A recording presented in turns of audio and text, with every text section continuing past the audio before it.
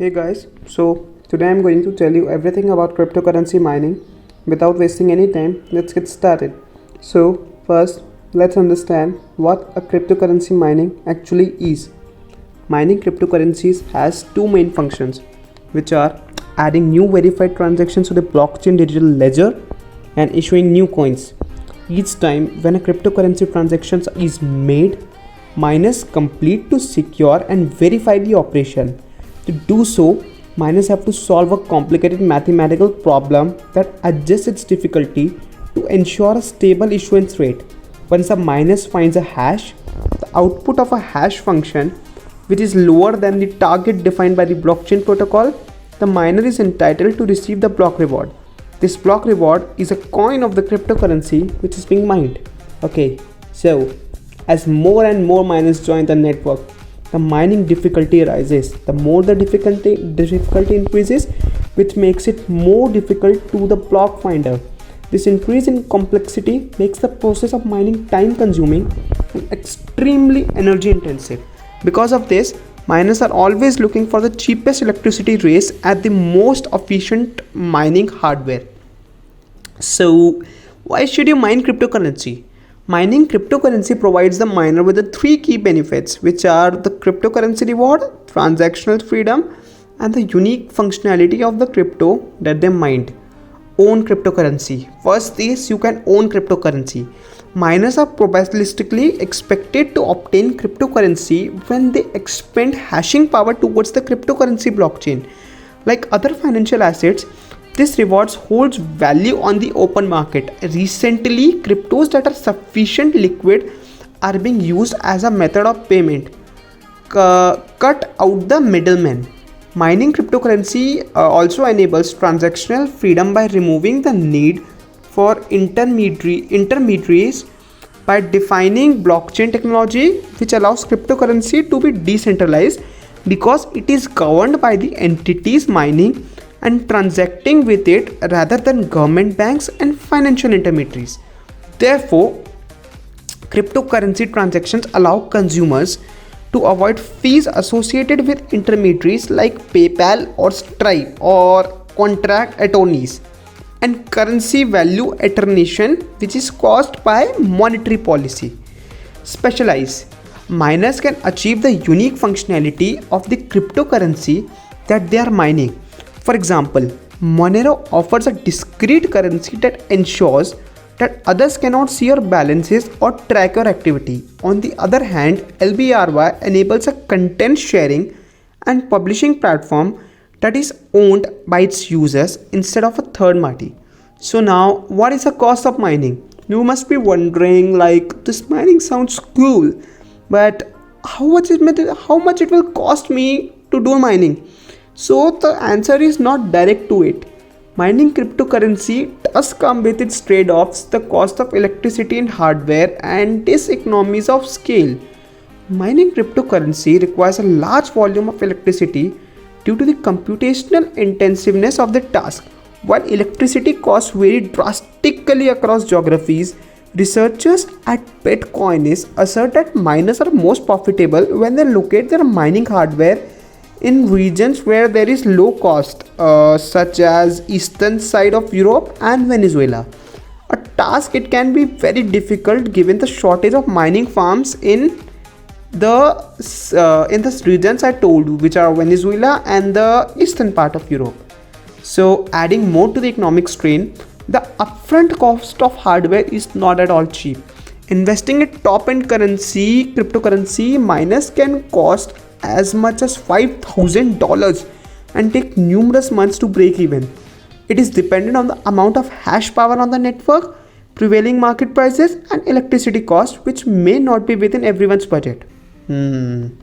Lastly, cryptocurrency miners face diseconomies of scale.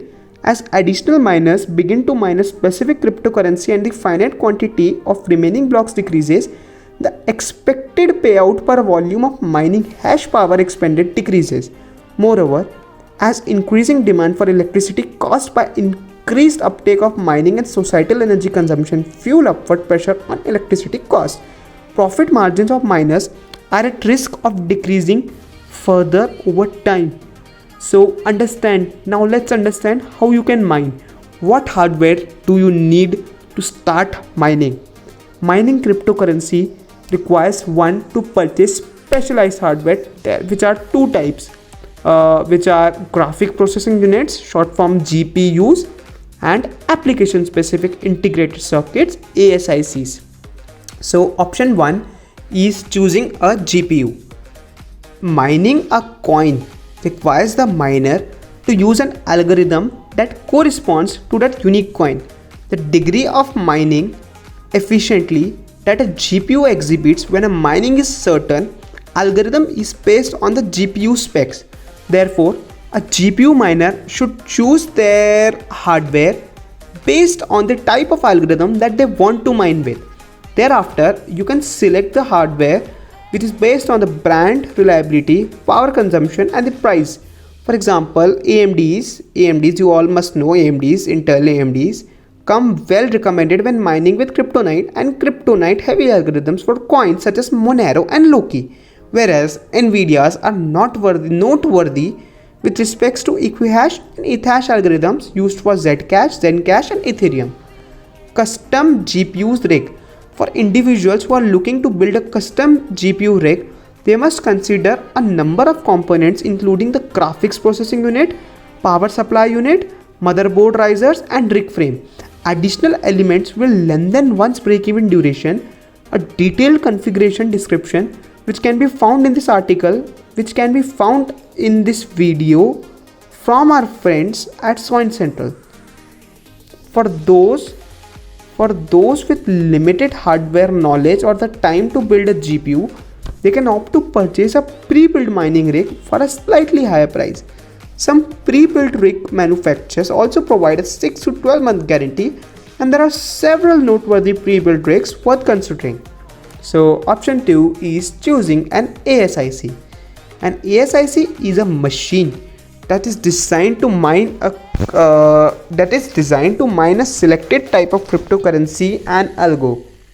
There exists a copious quantity of ASIC with the amount of options generally which are correlated to the demand for a particular coin.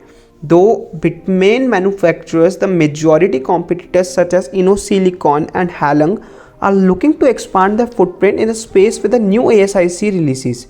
You should know your end goal. When choosing an ASIC, you must first decide your objective, which is to obtain a specific type or coin, or to opportunistically purchase machines to capitalize on disproportionately high profits. If you are obtaining an ASIC to mine for a specific type of coin, you would begin by choosing the coin and then identifying what algorithm is used to mine the coin. For coins algorithm that are not supported by an ASIC manufacturer, one's only option is to mine with a GPU. So let's now compare ASICs. Once you can outline all the potential ASICs that are available for the selected coin, you can compare them.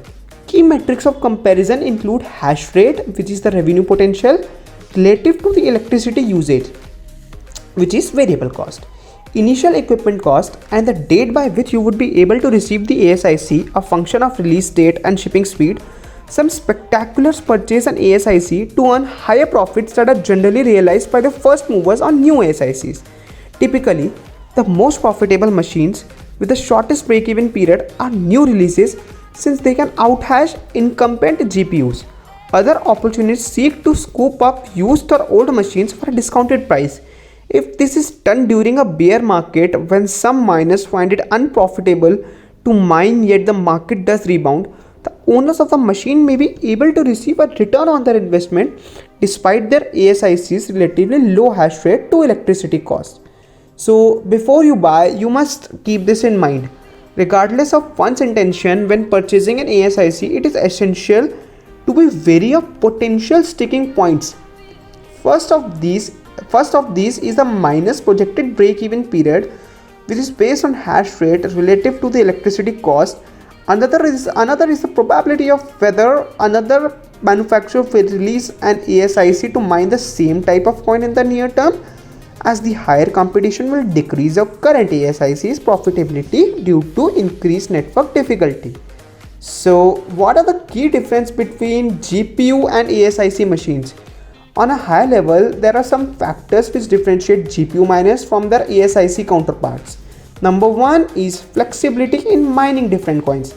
GPUs can mine multiple algorithms and coins, whereas ASICs are made to mine a single coin or algorithm.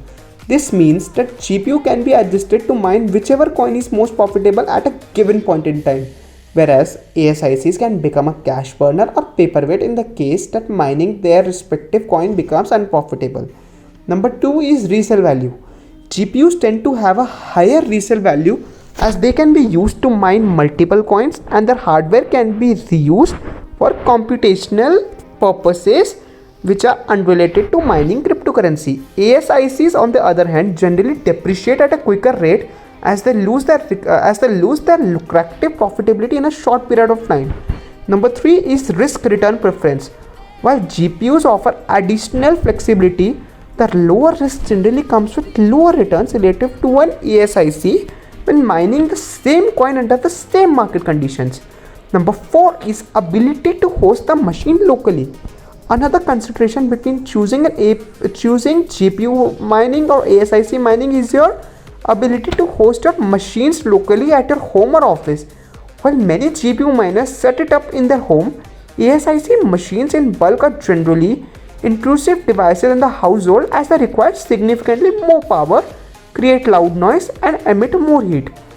So I hope you are understanding the terms. These are quite complicated, but once you will get used to it, once you will give it some time, you will know very well how it works and what is all these things. If you don't understand it, you can watch the video again to get more clarity.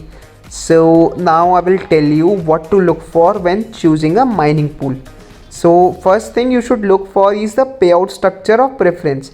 A pool can pay out rewards to its miners which are based on a pay per share or pay per last and share basis, two methods with their own costs and benefits. Second, you should look for is team trustworthiness and pool reliability. Given the lack of governance and infancy in the crypto space, it is highly vulnerable to unethical practices by service providers. This danger increases the importance of choosing service providers that have credible development teams. Some extra features you should also look for, like quality pools generally offer enhanced UI and UX design, equipping users with functionality that allows them to monitor their performance. Number 4 you should look for is the fees. Generally, service fees will range from 1 to 3% and exist to pay for the pool's operating expenses and in the interface functionality provided to the users. So you should also know how to configure your mining machine. Once you purchase your ASIC or GPU miner and choose whether you want to direct the hash power towards a pool or an exchange, your last step should be to configure your miner. A simple sequence of steps which should be followed are: number 1, power on the miner by plugging it into a power outlet. Number 2, connect the miner to the internet via an Ethernet cable. Number 3, find a miner IP address via your router or IP scanner software. Number 4, input 3 parameters. Check your pool for different setup scenarios, wallet address, and done. Set up a password and done, and it should be done. You are mining. So before ending this video, one last thing I would like to tell you about is the cloud mining. To put it into simple words, cloud mining is buying straight hashing power rather than buying a machine that creates hashing power. This method is similar to the buyers on the nice hash market. Since you don't have to invest in the hardware, it's a great way to get into mining at a very low initial cost. It's also hassle free and involves less risk since everything is done on cloud and you don't have to hold everything. That's being said, if you're investing a lot more money into mining, it can be more profitable to buy a mining machine for yourself. For those people who are more interested in mining and the technology as a hobby rather than strictly to make a return, hosting in your home can be a lot of fun. It is cool to see the hardware and work with it. So that's it for this video. Hope you like this video and you got what you were looking for. So if you like this video, please give it a huge thumbs up and subscribe to the channel, because I am going to share many interesting videos about cryptocurrency. So thank you for watching. I will see you in the next one.